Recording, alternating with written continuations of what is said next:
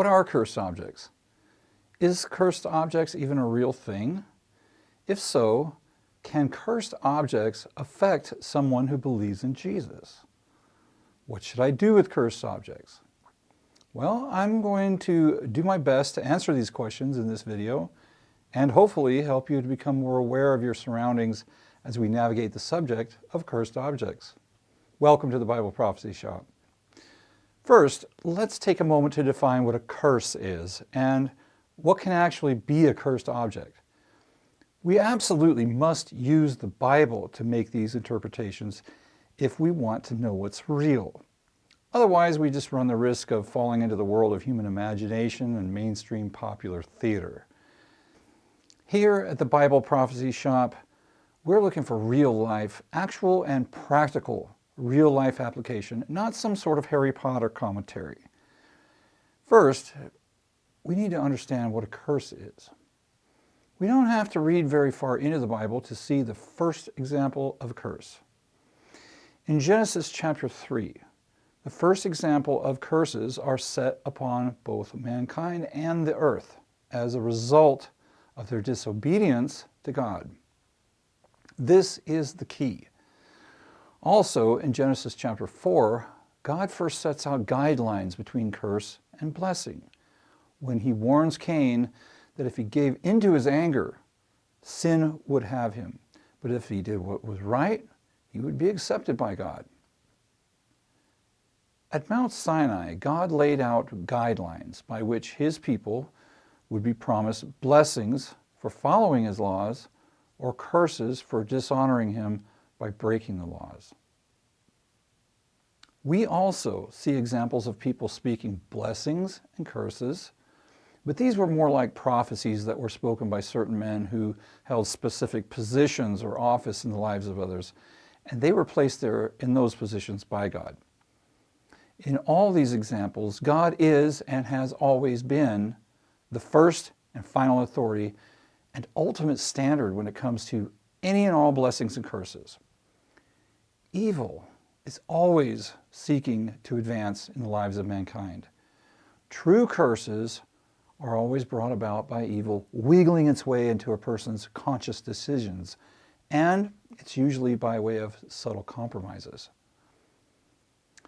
God has set the standard of when curses can or cannot affect us. Now, this was all laid out in the books of Exodus and Deuteronomy chapter 11 and chapter 28.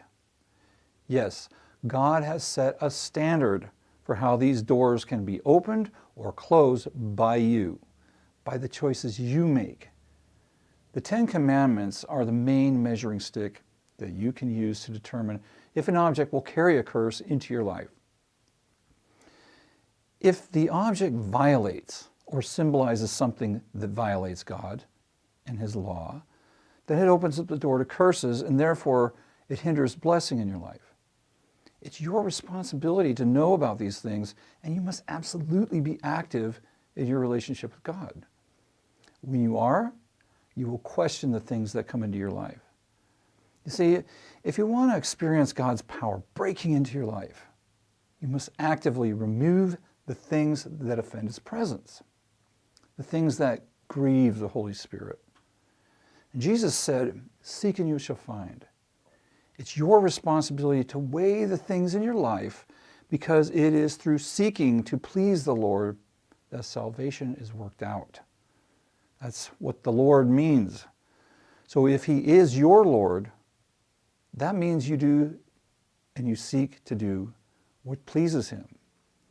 If you only seek to do what you want and what pleases you, or do just what's comfortable to you, then you are your Lord, not him. When you are your own Lord, you're under the curse of your own evil inclinations and are no longer under the protection and the blessing of your Creator. That's right. In order to be saved, you must follow Jesus. That means to make him your Lord. It's more than just a prayer.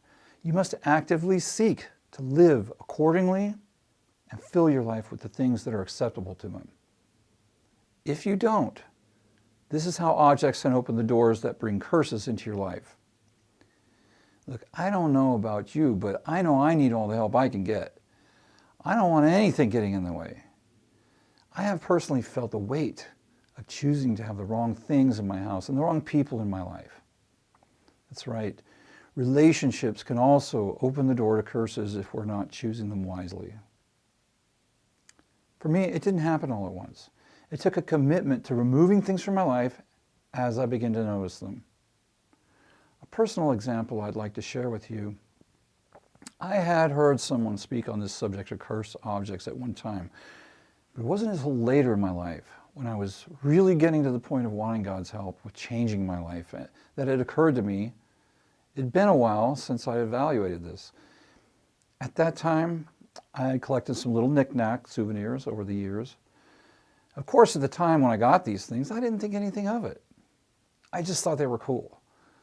A couple of them were especially sentimental to me because I picked them up at a once-in-a-lifetime visit to the Portland Museum in Oregon. It was a very special day to spend with my mom, but the thing that made it once in a lifetime was that the museum had an Egyptian exhibit that had never been in the United States before. It included many objects that were real and actual artifacts from tombs and such. Not the usual replicas that are always on display various places. That to me was so amazing, to lay my eyes on the real thing, things that were so many thousands of years old. I've just never been impressed by looking at replicas. Naturally, in such a situation, I made sure to get a couple of souvenirs that represented the unique experience. Some of the other things I think I got from the zoo or something like that. Now, I had come to the place in my life when I knew I needed to reach out to God, and I knew I needed to make changes. I walked by a shelf in my room in the house where these things were, and I looked at them, and it suddenly occurred to me that what I had there, I had a whole row of tiny little false idols. I realized that shelf was no different than any typical shelf that would have been seen in the usual pagan home of ancient times. Thousands of years ago, every household would have had a dedicated shelf that held the household idols. Now, of course, I never used this shelf to worship false idols, but without thinking about it, I had replicated this ancient pagan thing in my life, in my home, the life and the home that I was pleading for God to enter, to provide help with, and to protect. Now, just praying, no matter how passionately, no matter how bad you want your life to change, nothing will change if you don't start walking in the right direction. Changing takes time. It took time for things to become a mess. It's going to take time for things to clean up. But you have to take steps. I stood there. I looked at those things. Now remember, they were sentimental. I'm a sentimental kind of guy. There were important memories attached to these things. But I asked myself, would God want me to have these things? Are these some things He would give to me? The obvious answer to that question was no. The only thing I had to decide was what's more important to me, these items or my relationship with God. God, the creator of the universe, master of reality. It's a no-brainer. I knew I just had to turn off my worldly attachments and as quickly as possible get rid of these things. At that time, I made a huge mistake. Now, this was back when I was doing drugs. That's actually the main thing that I was needing God to help me get out of. Instead of throwing these things away, I traded them off to someone along with some other things for drugs. I know, it's crazy, but that's what I did. At the time, I rationalized it because the person had previously expressed not believing in God and rejecting Jesus, so I figured that it didn't matter. Now, I did feel a weight lifted off of me, and believe it or not, over the next couple of weeks, my life did seem to improve. I believe the real reward for doing that came later, though. But also, over those 2 weeks, I watched the person I gave them to go through a series of rather extreme hardships. Was it just a coincidence? Maybe, maybe not. The trade of these objects was really just an expression of me drawing closer to God and her outward expression of rejecting him. Although I always felt good about making the right decision to clear those things out of my life, I also felt very uneasy about passing those things off to another person. It seemed as though the curse of those things had passed from my life to hers. Now I knew that if I ever found myself in that position again, I was never going to pass things that I found to be in opposition of God off into another person. My dad, he had a friend that collected Kachina dolls. Now, these dolls were a thing amongst the Native Americans of the Southwest. And I don't know a whole lot about them, but after seeing my dad's friend's collection and some of the price tags, I knew that authentic Kachina dolls could be worth several hundred to well over $1,000 or more. Now, these dolls are representations of figures that were worshipped by the ancient Native Americans as gods. They are very colorful, ornate figures, about 12 inches or so tall.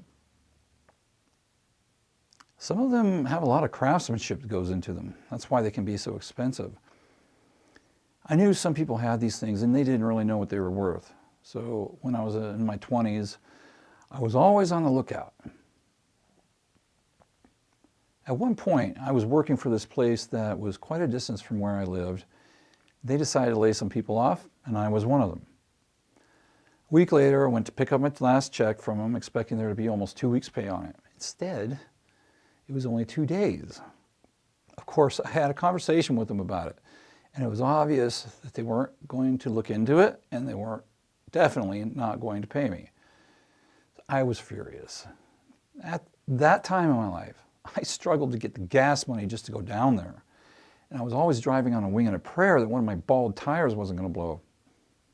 I knew I wasn't going to be able to go back there and hassle them for my money. When I was waiting in the front lobby to get my check, I had noticed the Kachina doll on the table there. Now, everything I'd learned at my dad's friend's house about those things had me thinking there's a pretty good chance this was a real one. I was so mad on my way out that I picked that thing up and I took it with me.